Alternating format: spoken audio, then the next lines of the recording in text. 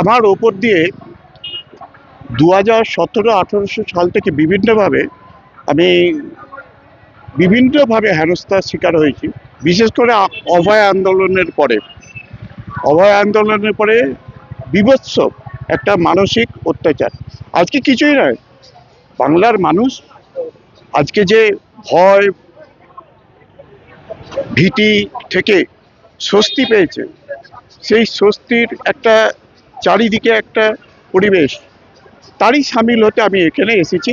আমি একটু পরেই চেম্বার চলে যাব, কিন্তু এখানে আমি বিধায়কদের শুভেচ্ছা জানিয়ে গেলাম।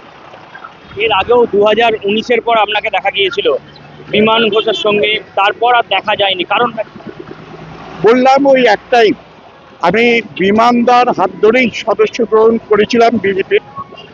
তারপরেও অভয় আন্দোলনের সময় বিভিন্নভাবে আক্রমণ, তারপরেও 2021 সালে ভোটে জেতার পরে যখন আমাদের দল হারে, তারপরেও আমাকে বিভিন্ন ধরনের বাধার সম্মুখীন হতে হয়েছে, যে ফলে আমি যে ধরনের পরিষেবা দিই সেখানে কিছু কিছু বিঘ্ন ঘটছিল, যার ফলে আমি এই বিধানসভার আগেও আমি সল্টলেকে প্রচার করেছি, সিঙ্গুরে গেছি। সিঙ্গুরে আমার ভাই ডক্টর অরূপ দাস ও জিতেছে।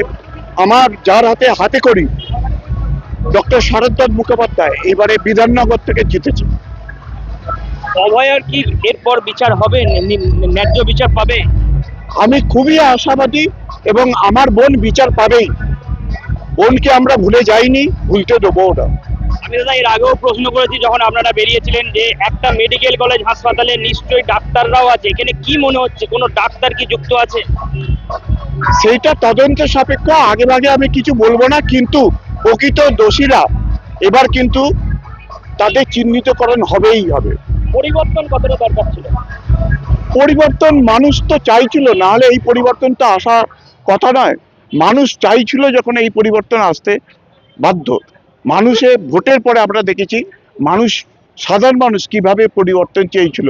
এইটা আমি বলবো রাজনৈতিক পরিবর্তনের থেকেও মানুষের সামাজিক, প্রথম সকাল থেকে রাত্রেবেলা পর্যন্ত ভয়ের একটা, এবং যে স্বাধীনতা, মুখের আমি যে কথা বলবো, আমার মনের ভাব প্রকাশ করব, সেইটার পরিবর্তন হয়েছে। কি মনে হচ্ছে যেটা তৃণমূল বিজেপি ভোট হয়েছে না অন্য সম্প্রদায়ের ভোট হয়েছে? না, আমার সম্প্রদায়, ধর্ম এইসব নিয়ে কোনো কোশ্চেন নেই। আমার মনে হয় মানবতার জয় হয়েছে। আগামী দিনে আপনাকে কি অ্যাক্টিভ ভাবে দেখা যাবে? না, আমি নিজের স্ট্যান্ড থেকে একটুও সরছি না। আমার কোনো পোস্টের দরকার নেই, আমার কোনো দরকার নেই।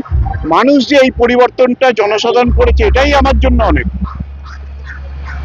তৃণমূলের ভরাডুবির কারণটা কি মনে করছেন একটা ডাক্তার হিসেবে, আপনি কি বলছেন? আমার যেটা মনে হয়,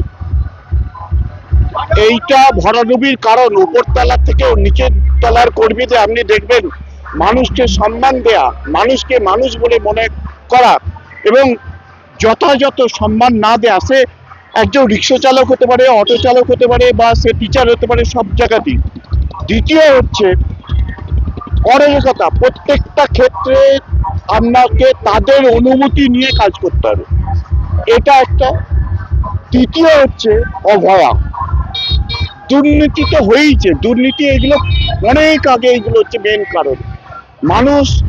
বাংলার মানুষ মুক্ত হাওয়া চায়, এই কারণে পরিবর্তন হয়েছে।